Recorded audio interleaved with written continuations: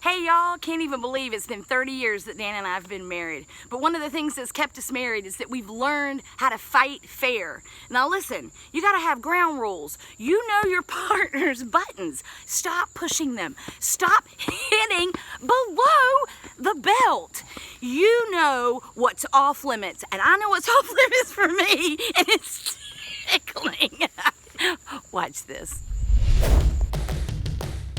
Hey guys, welcome to the Together for Good podcast, your guide into the real and inspired marriage and life adventure that you never knew was possible. I'm Meredith Osterhaus, the daughter of your hosts, Dan and Melodie Griffin.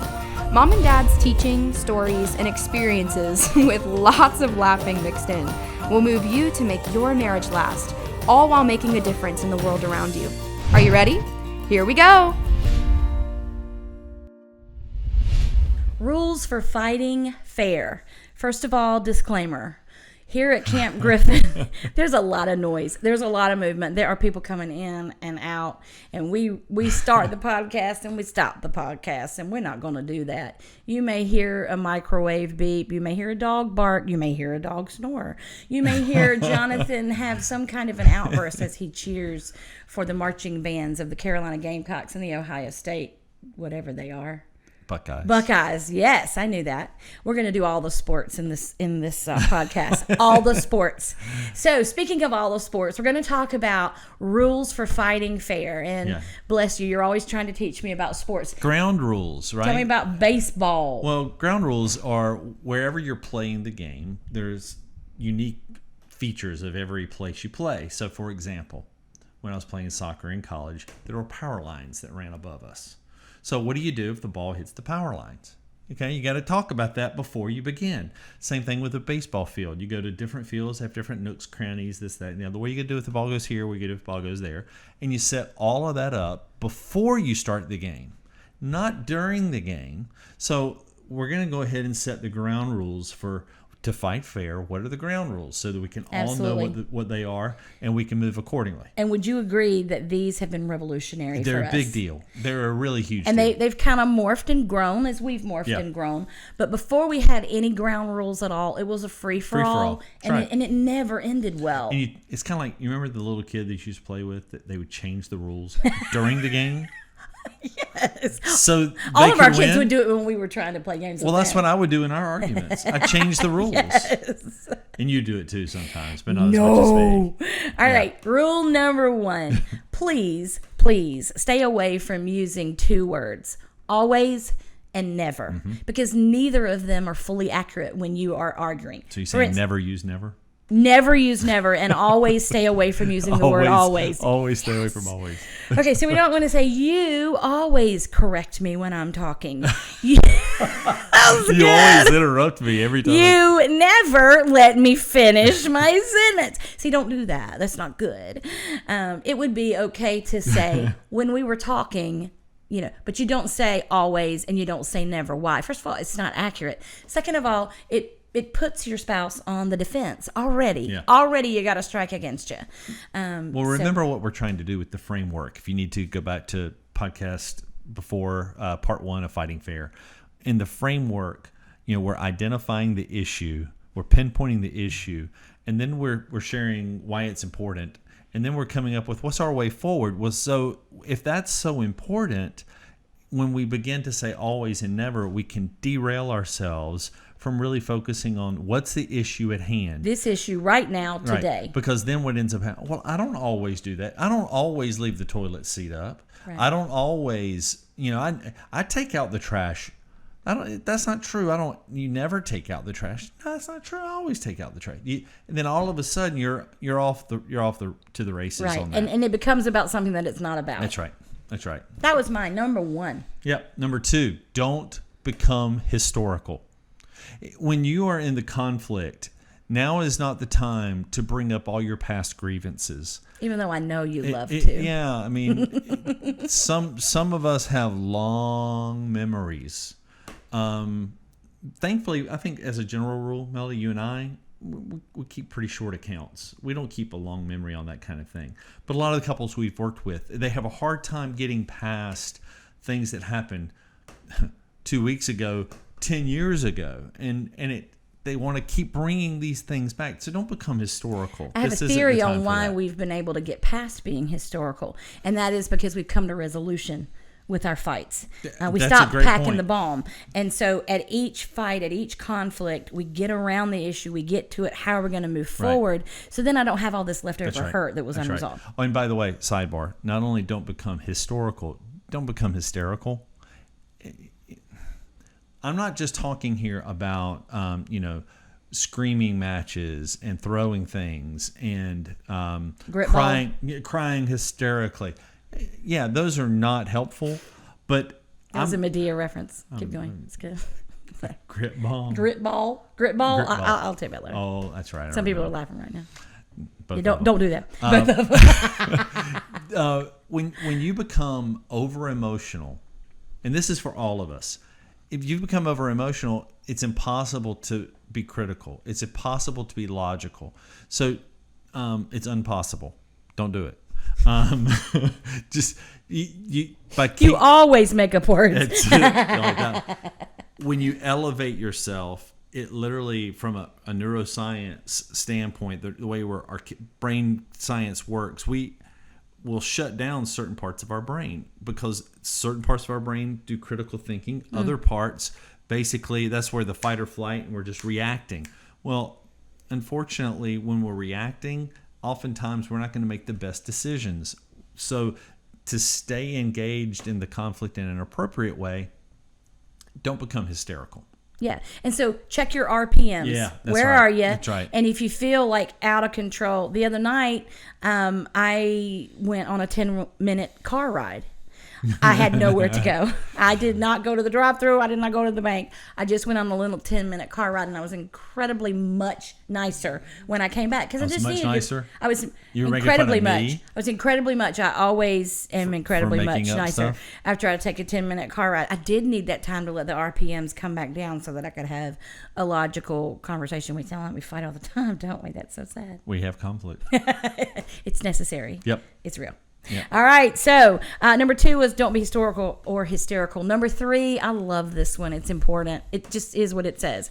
Believe the best about your spouse. You can choose to believe the worst, and you can say, of course he did that. Of course she did that. Or you can say, maybe there's something I don't know yet. Yeah. Maybe there's a reason. Maybe there's something that I don't know. Let me assume that it is good. And I'm not saying it's always going to be good. Sometimes bad things happen for a bad reason. But assume the best first until you know differently. Give them a break. Yeah, it's really helpful. Yeah. Really helpful. Number 4, focus on resolving the issue, not winning the debate.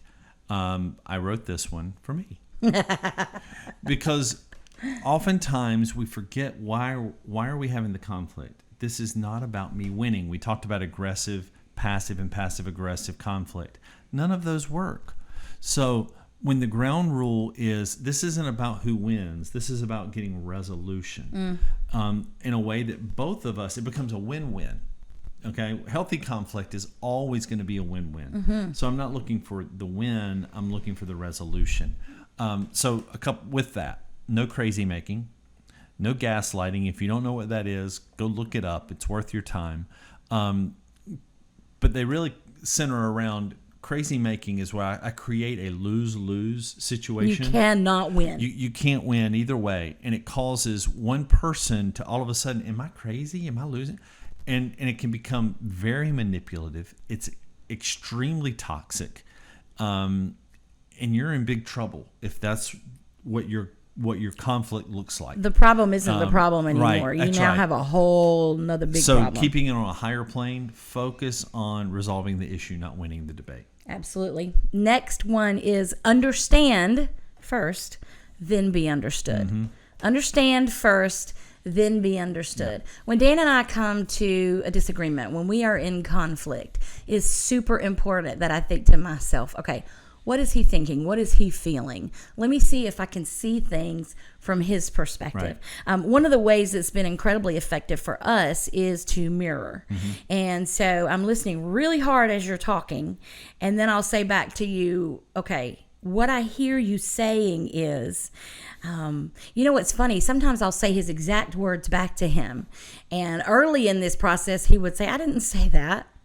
And then he got his, I didn't mean that. What he meant was, I did say exactly what he said, but that's not how he meant it in his head. Right. So, you know what it did? It gave him and I didn't say, well, yes, you did. I gave him a second. Sorry. I gave him a second.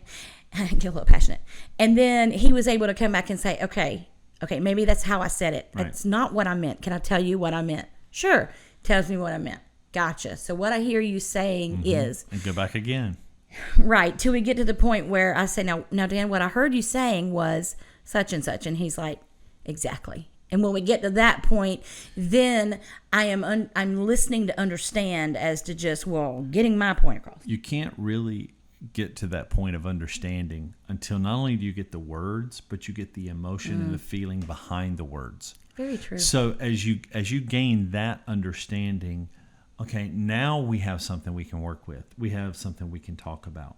I can tell you one of the greatest tells for me that I am not listening to understand. I'm listening to be understood. When Melodie's talking and I'm just waiting, I wish she would hurry up and stop talking because I have something I want to say. I'm working so hard to formulate my response. I'm listening to create a response. I'm not listening to understand what Melodie is saying, thinking, and feeling. Some of y'all are laughing because you've been there. You're in the heat of an argument, and you're like, the next thing I'm going to say, stop talking because I got a good one. That's right. and you're like, oh, I hope I don't forget this. I got to write it down. You got a little writing it down here. That's the wrong way.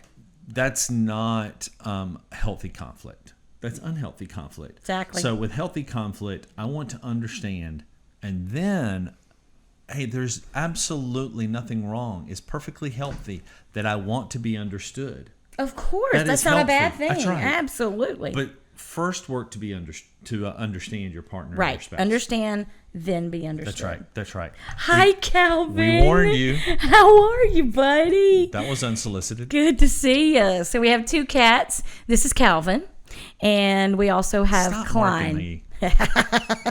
We have Calvin and Klein. We have two cats. We have two dogs. We have two Newfies and a whole bunch of people. Calvin, dude, what's up?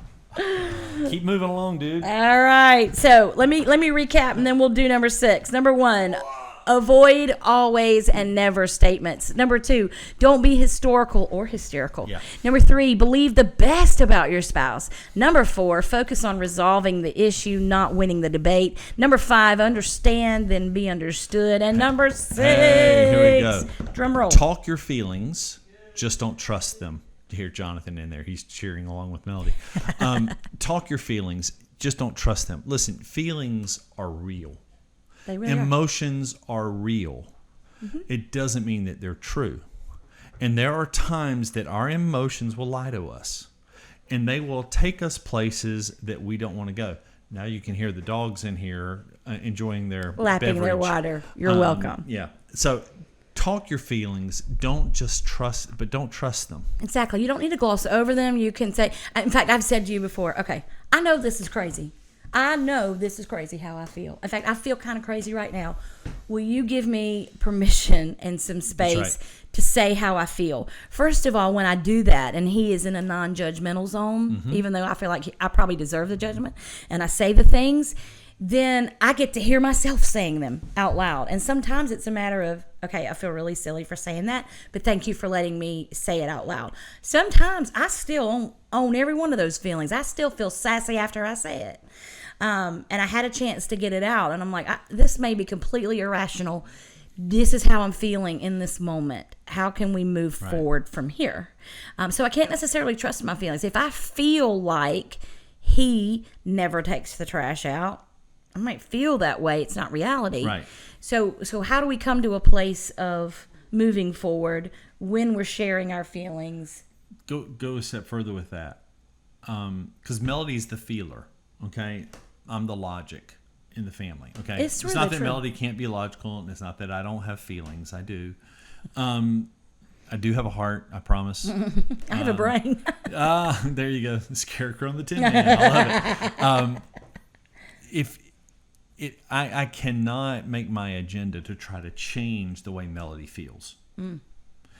I have given up on that a long time ago. That's not my job.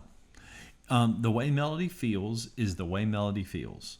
And I'm not saying it's right, wrong, and different.